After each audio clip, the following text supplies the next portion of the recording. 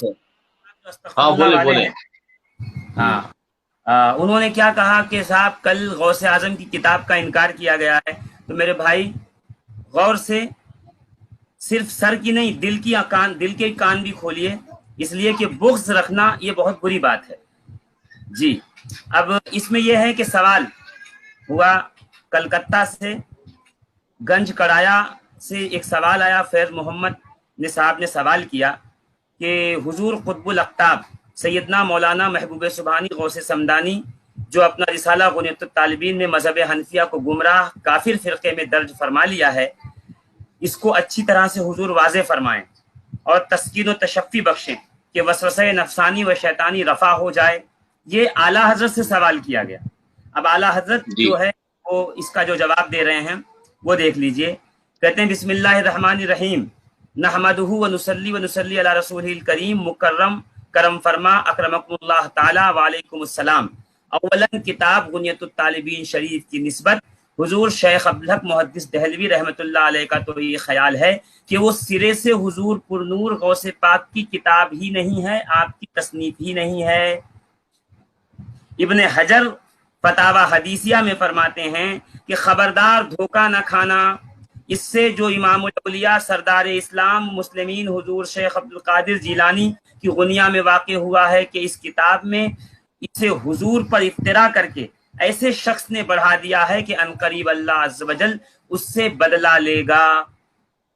اب آگے کہتے ہیں اسی کتاب میں تمام اشعریہ یعنی اہل سنت و جماعت کو بدعتی اور گمراہ لکھا گیا ہے، بخلاف اس کے جو اشاعرہ نے کہا ہے کہ اللہ تعالیٰ کا کلام ایسے معنی ہے جو اس کی ذات کے ساتھ قائم ہے اور اللہ تعالیٰ ہر بدعتی گمراہ گر کے لیے کافی ہے.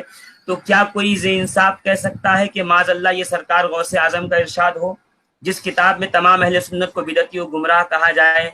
شیخ عبدالحق محدث دہلوی حاشیہ نبراس میں فرماتے ہیں یہ کتاب یعنی غنیۃ الطالبین ہرگز غوث اعظم کی کتاب نہیں، اگرچہ غلطی سے اس کی نسبت غوث پاک کی طرف کر دی گئی ہے. علامہ عبدالعزیز پرہاروی فرماتے ہیں کہ غنیۃ الطالبین منسوب ہے غوث اعظم کی طرف، یہ ہرگز غوث اعظم کی کتاب نہیں ہے کیونکہ اس میں موضوع احادیث وافر مقدار سے رکھی گئی ہے.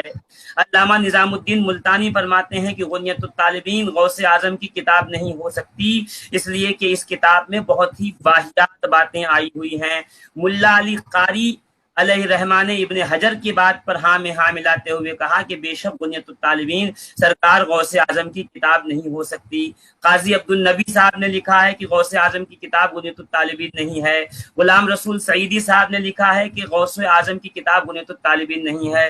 علامہ عبدالحی فرنگی محلی نے لکھا ہے جرح و تعدیل کے اندر کی بے شک غنیۃ الطالبین حضرت شیخ محی الدین جیلانی کی نہیں ہے کیونکہ آج تک ثابت نہیں ہو سکا کہ یہ آپ کی تصانیف میں سے ہے، اگرچہ اس کی نسبت بلا تحقیق آپ کی طرف مشہور کر دی گئی. میرے پاس ابھی 50 علماء کے اور نام ہیں اہل سنت کے جی جنہوں جی نے جی قبلہ میں ایک منٹ سرفراز میں اشرفی صاحب میں آپ سے گزارش یہ کروں گا کہ آپ کے دل میں جو بھی میل ہے سادات کرام کا یا جو بھی ان کے تعلق سے معاملہ ہے وہ سامنے بیٹھ کر حل کر لیں. اس طریقے سے بزرگوں کو بیچ میں لا کے آڑ بنا کر کے کسی سے ذاتی دشمنی نکالنا یہ اچھی بات نہیں ہے. غوث کتاب نہیں ہے سرکار غنیۃ الطالبین سرکار غوث اعظم کی کتاب نہیں ہے.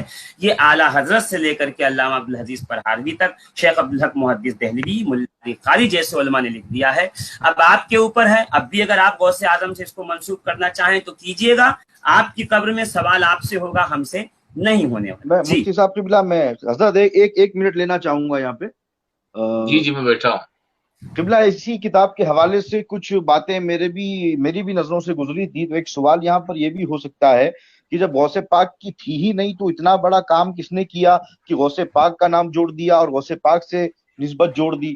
تو میں نے ایک جگہ مطالعہ کیا تھا، کتاب میرے ذہن میں نہیں آ رہی، تو اس میں باقاعدہ یہ چیز لکھی تھی کہ عبد القادر نامی ایک واعظ تھا، ایک مقرر تھا، کوئی خطیب تھا. اس نے ایک کتاب تحریر کی تھی جس نے کتاب لکھنے کے بعد اس نے اپنا نام لکھا عبد القادر.